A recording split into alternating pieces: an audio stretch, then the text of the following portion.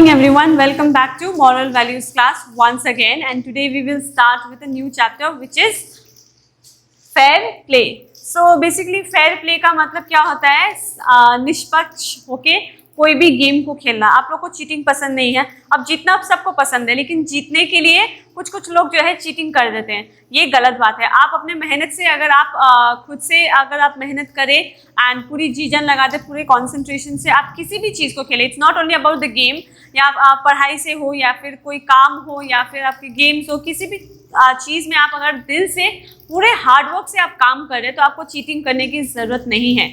अब मैं एक बात आपको बता दे रही हूँ कि अभी तक हमने जो भी चैप्टर्स किए हैं वो मोरल वैल्यूज़ में इसलिए एडेड है क्योंकि उसमें से आपको सीख मिल रहा है। फर्स्ट चैप्टर में एज अ फैमिली क्यों काम करना ज़रूरी है, क्योंकि वो प्यार बढ़ाता है, आप लोगों में एकजुटता होती है फैमिली में, ठीक है। तो ये आपके नैतिकता में एक गुण हो गया। दूसरा जो चैप्टर हमने पढ़ा था not so scared any more, तो ये आपके अंदर का जो डर है वो मारने के लिए एक प्रक्रिया थी। ओके, सो अगर आपके अंदर डर नहीं रहेगा, अगर आप कुछ गलत नहीं कर रहे हैं एंड अगर आप नहीं डर रहे तो एकदम सही है। अगर आप गलत करके भी आप नहीं डर रहे तो वो गलत बात है। अगर आप सही है, आपको अगर लगता है कि आप सही हैं तो आपको लगता है कि आप सही हैं एंड आप उसके बाद में नहीं डर रहे हैं तो वो एकदम सही बात है। तो ये आपका दूसरा चीज़ आपकी नैतिकता पे मतलब मोरल वैल्यूज़ में ऐड हो जाता है आपके अंदर।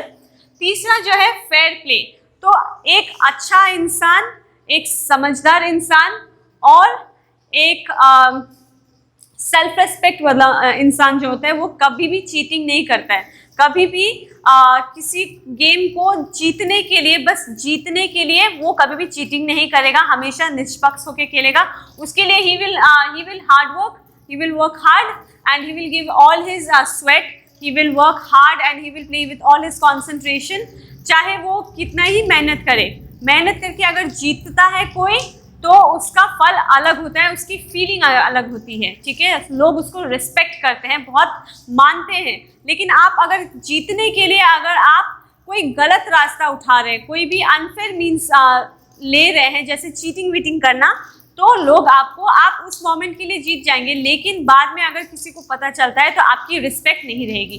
तो हमेशा आप कोई भी ज़िंदगी में काम करें तो हमेशा निष्पक्ष होकर काम करें। कभी भी चीटिंग नहीं करना चाहिए, कभी भी झूठ नहीं बोलना चाहिए, कभी भी किसी चीज़ से बोलने से या फिर किसी चीज़ को व्यक्त करने से डरना नहीं चाहिए। हमेशा अपने फैमिली के सपोर्ट में रहे एंड सबसे पहले अपने फैमिली को सबसे ज़्यादा आपको इम्पोर्टेंस देना है। तो ये बस एक एग्जाम्पल है, एक स्टोरी आपको बताया गया है फेयर प्ले कि फेयर प्ले जब भी आप कोई गेम खेलते हैं तो एकदम फेयर होके क्यों खेलना ज़रूरी है। ओके, सो ये एक स्टोरी है, हम स्टोरी पढ़ेंगे एंड हम इसे सीख लेंगे। Okay, fair play. Nandu quickly took off his school bag.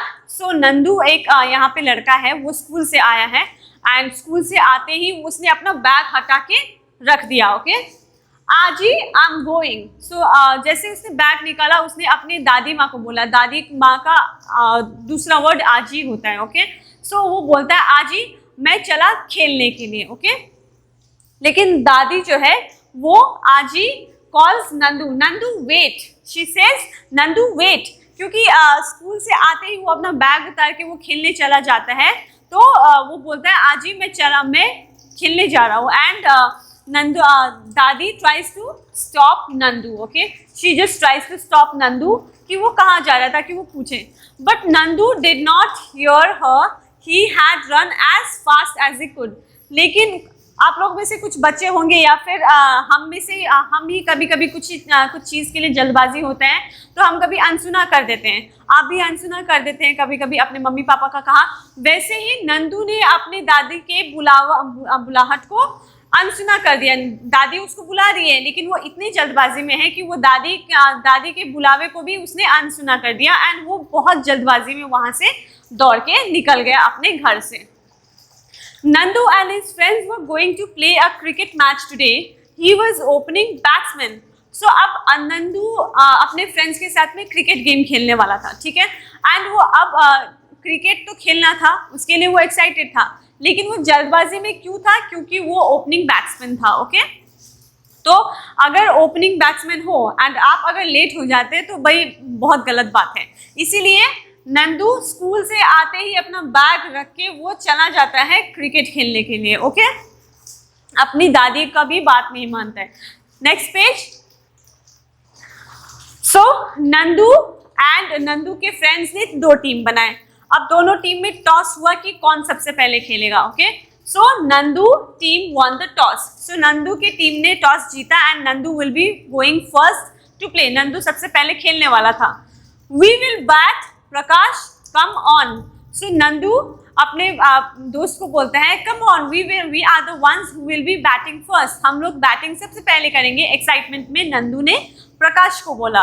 Okay, सो यहाँ आप देख रहे हैं कि प्लेग्राउंड है एंड नंदू के दोस्त हैं। नंदू ने टॉस किया एंड नंदू टॉस जीत गया एंड अब वो लोग बैटिंग करने वाले हैं। तो क्रिकेट स्टार्ट होने वाली है, मतलब गेम स्टार्ट होने वाली है। I hope I score a century. तो आप में से कुछ बच्चे हो, आप में से भी कोई ऐसे बहुत सारे ऐसे बच्चे होंगे जिसको क्रिकेट में बहुत इंटरेस्ट है। ठीक है, तो कोई कोई इतना ज़्यादा इंटरेस्ट ले लेता है कि उनको प्रोफेशनली मतलब क्रिकेट ऐसे खेलना है कि वो उनका काम बन जाए। ठीक है, एंड नंदू उनमें से था जिसको क्रिकेट बहुत पसंद था एंड वो बस ये सोच रहा था कि जब भी वो खेले तो एक सेंचुरी मारे। तो वो खेलने से पहले वो बैटिंग के लिए बहुत एक्साइटेड था। ठीक है, क्योंकि उसको अपने बैटिंग पे बहुत भरोसा था। तो नंदू क्या अपने आप से सोचता है कि आई होप कि आज मैं एक सेंचुरी मारूं बोल के वो अपने आप को प्रोत्साहित करता है, मतलब सोचता है, आशा करता है।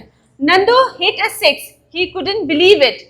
सो जैसे ही वो सोचता है कि वो एक सेंचुरी मारने की चाह रखता है, वैसे ही जब बॉलिंग होती है और वो बैटिंग करता है तो उसने एक छक्का मारा सबसे पहले बैटिंग में। ठीक है, तो यहाँ पे आप स्क्रीन में देख रहे हैं जैसे नंदू यहाँ पे छक्का मारता है, यहाँ पे पूरे फ्रेंड्स में हलचल मच जाती है 6 बोल के। तो जैसे हम लोग क्रिकेट टीवी पे देखते हैं एंड जब भी हमारे इंडियन प्लेयर्स हमारे जो भारतीय प्लेयर्स हैं वो जब भी क्रिकेट खेलते हैं एंड वो छक्का मारते हैं, चौका मारते हैं या फिर वर्ल्ड कप जीतते हैं या फिर कोई भी IPL वगैरह कुछ भी जीतते हैं तो हम कैसे चीयर अप हो जाते हैं, कैसे एक्साइटेड हो जाते हैं, मतलब हमें खुशी होती है कि छक्का मारा है। वैसे ही इनमें मतलब नंदू का जो टीम था उनको खुशी हो गई कि नंदू ने सबसे पहले बैटिंग में छक्का मारा। तो ये एक एक्साइटमेंट के तौर पे बाहर निकला, सब एक्साइटेड हो गए and they started cheering up.